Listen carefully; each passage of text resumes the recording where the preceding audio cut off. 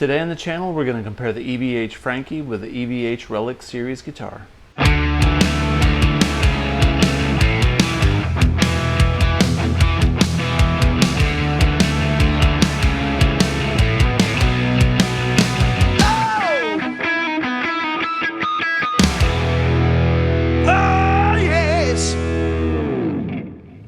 Hey everybody, welcome back to the channel. Today I wanted to take a look at the EVH Frankie compared to the EVH Relic Series guitar.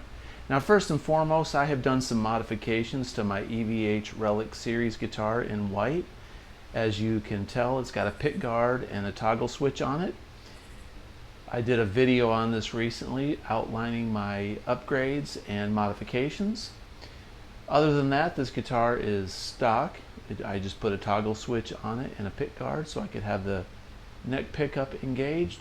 I thought it'd be fun today to take a look at the comparison between the Frankie series and the way it's Relic compared to this EVH Relic series. These are really identical guitars, very similar. There's a couple of differences I wanted to outline in case some of you have not noticed on the website or just hadn't looked it up yet. Both of these guitars are fantastic. I would highly recommend getting either one. The reason I bought both is I'm an EVH fan, obviously, so I wanted the Frankie. Got this a few years ago. But I wanted the Relic series because I wanted a guitar that did not look Van Halen. So, for instance, if I was playing my own material, or doing some covers from another band, maybe us playing a Journey song or something like that, it just looks more appropriate to come out on stage with something like this than that, right? Both are great guitars, fantastic. Two of my favorite shredders in my arsenal. They are my two favorite guitars. I gotta say I like this white one best of all just because it's more versatile and you know, it looks more like my guitar versus Eddie's guitar, even though I love Eddie's guitar. Alright, so let's take a look at the Frankie. Let's take a look at a close-up of the Relic that they do on this guitar, right? So as you can see, we'll look at the top and the back. As you can see around the edges of the Frankie, heavy relicing around the outside. No modifications have been done to this guitar other than I put a quarter on it. When we look around the top horn of the back here, we can see it's got some nicks and dings from EVH fender that they put on there. And the rub marks go all the way around the guitar pretty much, and we've got some pits and some different dings along it like this, okay? EVH Wolfgang humbucker. This pickup in the neck position can be engaged, which I did not. Floyd Rose 1000 series with the D-Tuna. This is an R3 nut. Guitar's 25.5-inch scale length. It's covered in satin lacquer. Okay. So when we move over to the Relic series guitar, let's take a look at the way this thing is reliced, okay? Slightly less relicing. We don't have any of the dings or chips in it. Like if we go back up to the EVH, you can see there's, you know, some marks in it that they did, you know, to make it look like Eddie's guitar. But this one, of course, you can put your own in it. Many people don't like Relic guitars. I like them. I think they feel great. Plus, I don't have to worry about dinging it up. It's already dinged up. The wood on this guitar is beautiful, right? Both have a basswood body. This guitar is covered in lacquer, just a lacquer finish. The EVH is a satin lacquer, the Frankie, according to the EVH Gear website, okay? Now I really hacked this pick guard out in the spirit of Eddie. I wasn't too concerned about it. It's hard to find a pick guard that fits a Floyd Rose that's on a strap body, I'm gonna be honest. I had to cut this thing out to fit the humbucker. There's my toggle switch. I like three-way toggle switches. I didn't want to do a push-pull with this switch engaged, I can do neck pickup, bridge, and then middle. Okay. All right, cool. So here's some of the relicing on the bottom side. Good look at that basswood. When we go back over to the EVH guitar, we can see the markings on this. The Frankie has got a lot more relicing, and they've actually really dug into the body. You can see, like, there's chunks of wood missing on the Frankie. Now, none of this wood feels rough to the touch, so you're not going to get splinters. It's all been sanded down. It's done really well. Now, these list on EVH's website. They say, you know, $19.99. These list for $16.99. The $300 difference evidently is in the relicing work and the paint. It takes a little bit more time to paint. So this is a much better deal unless you just really wanted the iconic Frankie look. Now the neck is not worn. This neck is not worn out. It's just, it's very grubby. You know, I play a lot of gigs with this thing, and I like the way that it feels with the grime on it.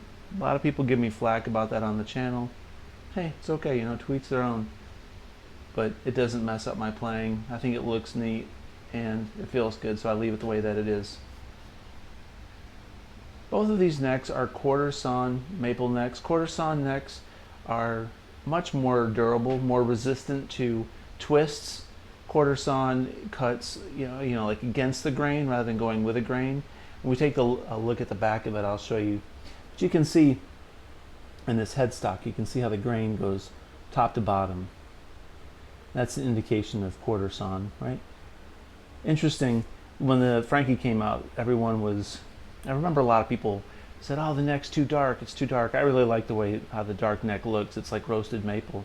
But this neck's even a little bit darker. Check out the headstock here. I mean, the way that that's cut is just so nice. This one's seen considerable bit less gigging, but that's about to change very soon. Alright, so here we are, top view, both together. I'm going to flip these over. We'll take a look at the back side. Okay, moving over to the back side of these guitars. You can see the Frankie's got this massive relic mark on the belly cut, on the body, up here on the horn, right? Along the sides.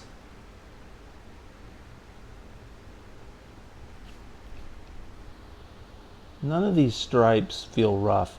You can feel where they taped it and it's been painted, but none of this feels rough, and the wood on the Frankie is sanded so well.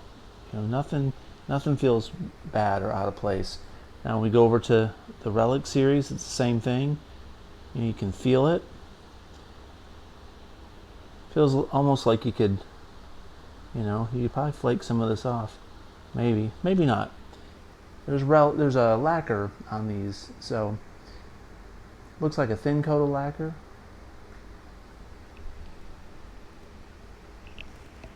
Let's check out the back of the necks.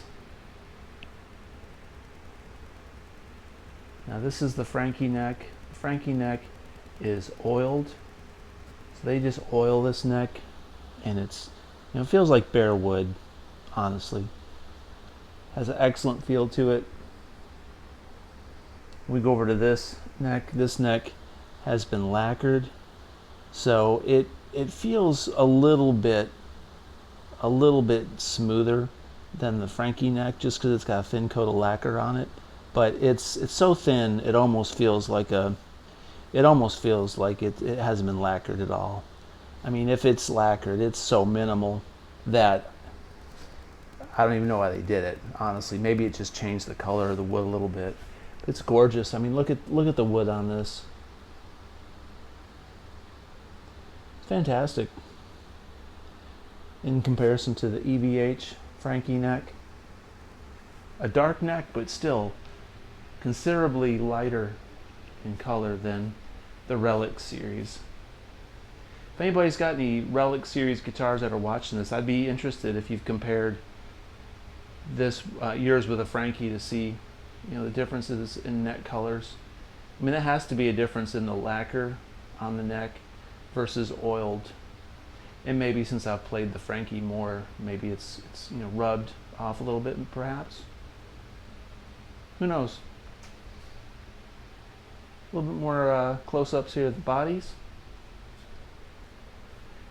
I'll do a small demo at the end of this video just to show the comparison between tones. We'll hit a few power chords and a couple riffs. Both these guitars to my ears sound identical, and they play identical. They're twins.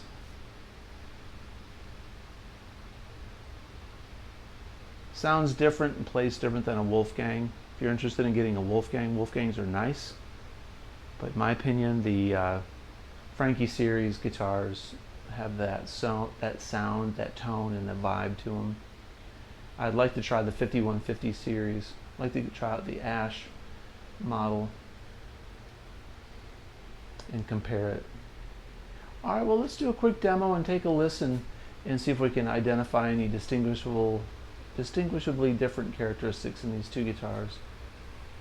Based on my ears and playing, I can't hear a difference, but I've never done a side-by-side comparison, so let's check it out.